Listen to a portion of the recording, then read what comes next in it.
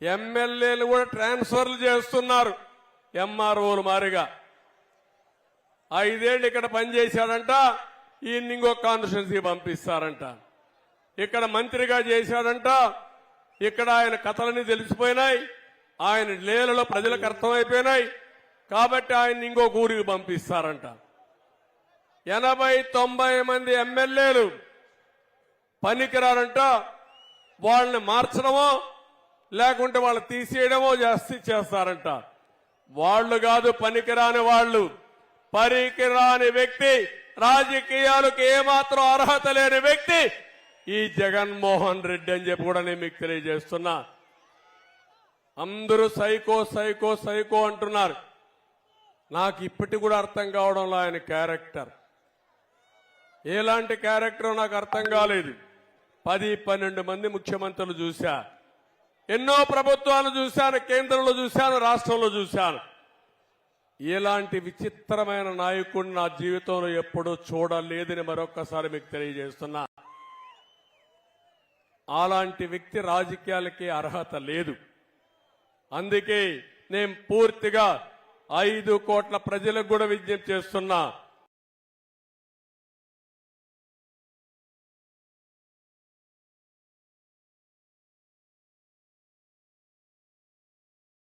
ఆంధ్రప్రదేశ్ రాష్ట్రంలో ప్రజానీకం బాగుపడాలంటే, కంటి నిండా నిద్రపోవాలంటే, మన భవిష్యత్తు ఉండాలంటే, మన ఆస్తులకు ప్రాణాలకి మన ఆడపిల్లలకు రక్షణ ఉండాలంటే వైసీపీ విముక్త రాష్ట్రంగా ఏపీ తయారు కావాలి.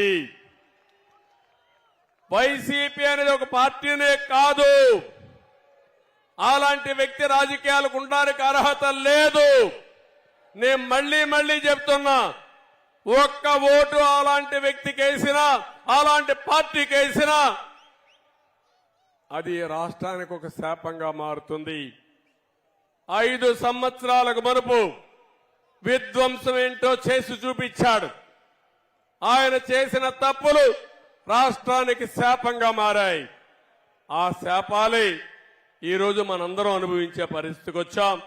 ఈ విషయం మీరు గుర్తుపెట్టుకోవాల్సిన అవసరం ఉంది. ఈరోజు ఇంకొక విషయం అందరినీ కోరుతున్నాను. రాష్ట్రంలో ఓట్ల దొంగలు పడ్డారు. అంటే మన ఓటు ఉంటే తీసేస్తున్నారు. అంటే తెలుగుదేశానికి జనసేనకు ఓటేస్తారంటే వాళ్ళని రిమూవ్ చేసేస్తున్నారు. ఇది చాలా భయంకరమైన విషయం. నేను ఎప్పుడు కూడా నా చరిత్రలో ఓటర్ లిస్టు ఈ విధంగా చేయొచ్చని కూడా నేను ఎప్పుడు ఆలోచించలేదు. ఎన్నికలప్పుడు అధికారులంతా ఓటర్ లిస్టు తయారు చేస్తారు.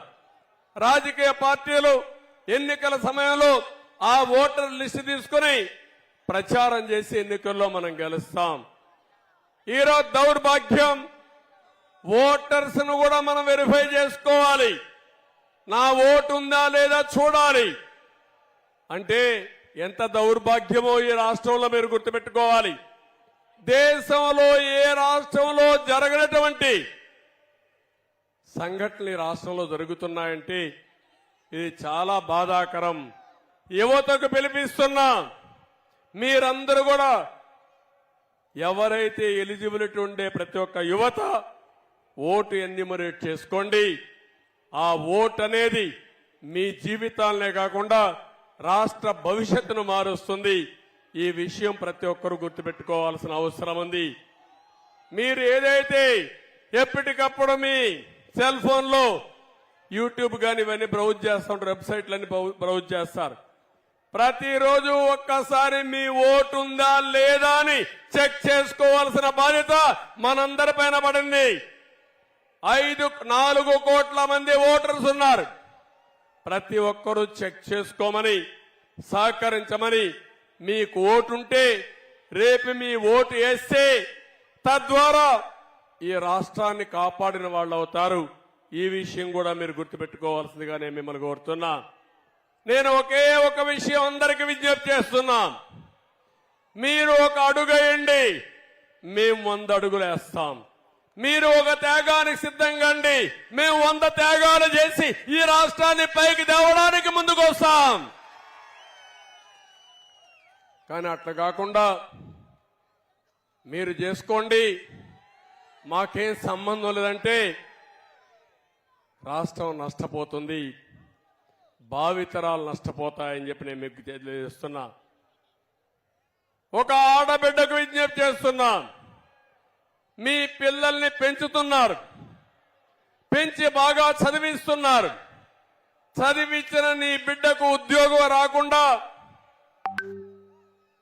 కడాన నీ కూలిపైన జీవనోపాధి కోసం ఆధారపడుతున్నానంటే బాధ ఇదా తల్లి అని మిమ్మల్ని అడుగుతున్నా. ఇంకో పక్క నీకు ఒక అమ్మాయి ఉంది, బయట వెళితే తిరిగి సురక్షితంగా వస్తుందని నమ్మకం లేని పరిస్థితి రాష్ట్రంలో ఉంది.